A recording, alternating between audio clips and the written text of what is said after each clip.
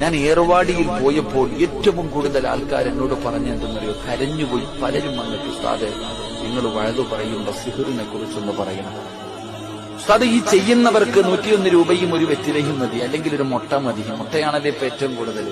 ഇല്ല, അള്ളാഹു കാക്കമാറാകട്ടെ. നിങ്ങളെന്ത് ഇങ്ങനെ എന്റെ മുഖത്ത് നോക്കിയിരിക്കുന്നത്? മുട്ടയില്ലേ? അല്ലാഹു അഅലം. ഇടം ഇത് മതി നിനക്ക്, നിസാരമാ. എന്റെ പ്രിയപ്പെട്ട സഹോദരങ്ങൾ, ഒരു ഉസ്താദിന്റെ മകളെ കണ്ടു. 10ാം ക്ലാസ് പ്ലസ് ടുവിനെങ്ങാണ്ട 1ാം റാങ്ക് വാങ്ങിച്ചു. ഫസ്റ്റ് ക്ലാസ്, സെക്കൻഡ് ക്ലാസ് ഉള്ള ആളാ ചെയ്തത്. ഇവിടെ ഇങ്ങനെ ഓടി നടക്കാം. നരം ശരീരത്ത് മുറിക്കുന്നവർ എന്തൊരവസ്ഥയെന്നറിയോ സഹോദരങ്ങളെ? ഒരിക്കലും സിഹർ ചെയ്യരുത് നിങ്ങളെ. ഒരിക്കലും ഒരാൾക്കും ഈ സിഹർ ചെയ്യരുത്. സിഹർ വൻപാപവാ. സിഹർ ചെയ്യുന്നത് വൻപാപവാ. ഇങ്ങനെയുള്ള പെണ്ണുങ്ങൾ ഒന്ന് പോകണം ഏർവാടിയിൽ. അവിടെ പോയി നിന്ന് നീ കാണണം നിങ്ങളെ. എത്ര ചെറുപ്പക്കാരികളായ പെൺകുട്ടികൾ, എത്രയോ. എനിക്ക് ഏറ്റവും വിഷമം കാസർഗോഡുള്ള എനിക്കറിയുന്ന ഒരു മനുഷ്യൻ 2 നിലയുള്ള കൊട്ടാരം പണിതിട്ടുണ്ട്. പക്ഷേ കുടുംബസമേതം അവരുടെ ചെറിയ റൂമിനകത്ത്, ഒരു ബാത്റൂം പോലും നേരെയില്ലാത്ത റൂമിനകത്ത് മാസങ്ങളായിട്ട് കിടക്കുകയാണ്.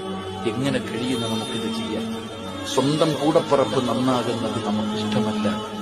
അസൂയ, കുശുമ്പ് എന്തിനാ സഹോദര?